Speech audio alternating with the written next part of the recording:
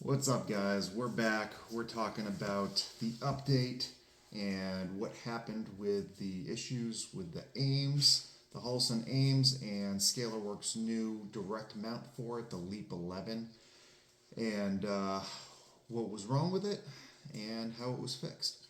So we're going to get right into this. First of all, I am going to apologize. I know you guys have been asking for this update video, and I have just been so freaking busy. So I apologize. Now we're going to get into it. All right, here it is, all nicely mounted. Now, I don't know if you can see the dirt, but this rifle is dirty.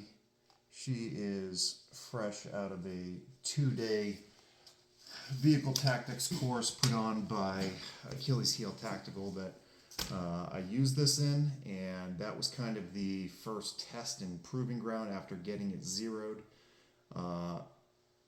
I knew there wasn't going to be any issues once it was mounted and everything like that, just because Scalarworks is just that good of their product. So, here is the issue. Everything is nice and tight. The issue was this was not mounting flush to the Leap 11 mount. There was some teeter in there. It wasn't fitting on properly in the lands and grooves like it was supposed to. However, that is not the issue anymore. So I reached out to Scalarworks and told them what was going on. And they're like, okay, obviously something is happening that shouldn't be happening, so could you please send it back to us, and if you don't mind, send your AEMS with it so we could figure out what's going on. I guess the reason for that was not just that they wanted to see what the issue was themselves, but there may have been some varying issues in the Holosun AEMS when it first came out versus what it is now. Not that it was a different generation, just some growing pains when it first got released as to fitting and all of that. So they wanted to see if that was the issue. So I sent them both, and I heard back from, I believe it was Steve at Scalarworks, and he called me on my cell phone like a couple days after they got it. And he was like, look, this is what's going on. Your Holosun actually had one of the thread posts where the mounting screw goes had actually come out of the optic body itself, and that little bit of edge that had come out of that thread post was what was causing that teeter, and it must have been so small that I couldn't see it to the naked eye. Probably if I had realized what it was and took a look at it, I may have been able to recognize that, but I didn't recognize it. And so they sent it out to Holosun for repair for me.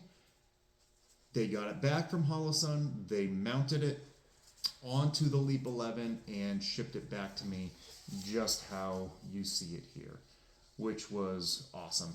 And all this happened in, I want to say, from the time it left me to the time it got back to me, with the issue being fixed at Holosun, I want to say it was like less than 2 weeks. It was pretty darn fast. It was awesome.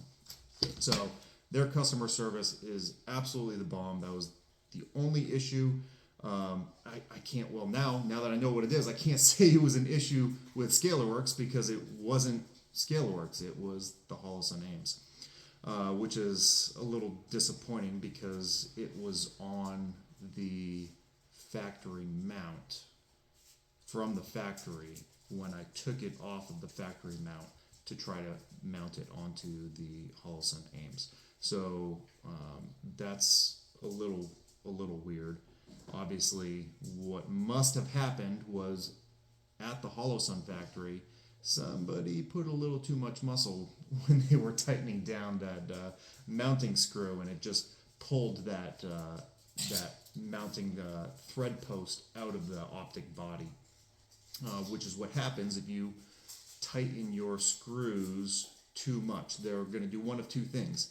They're either going to strip the screw or the mount post that's in it, if it is not threaded into the body of the optic itself. This one is not. It has thread posts that can be replaceable, which is kind of nice. Then it's going to pull that thread post out. And that's exactly what happened here. So over the course of, I went and sighted it in, no issues. Been running it for a few weeks before the 2-day class. Ran it at the 2-day class, absolutely no issues. No loss of zero, so no issue with the mount coming loose, anything like that. This thing is just a beast, and we weren't babying our rifles in the class whatsoever. This thing, you probably can't tell, but is absolutely full of sand everywhere. The rifles were getting tossed down on the ground, hit inside vehicles, outside vehicles. It was just being bruised and battered just like a good workhorse rifle should. And there was absolutely no issue with the Holosun AEMS or the Scalarworks Leap 11. Now, obviously this is a direct comparison to what I was running before. This is the Scalarworks, it's still the Holosun AEMS, but this is the Scalarworks Leap 01 with the AMMJ adapter plate for the AEMS, converting the Aimpoint T1, T2 footprint to the Holosun AEMS footprint. And in comparison, it is the same height. I can't say it is 100% exactly the same height. There's a little bit of a difference.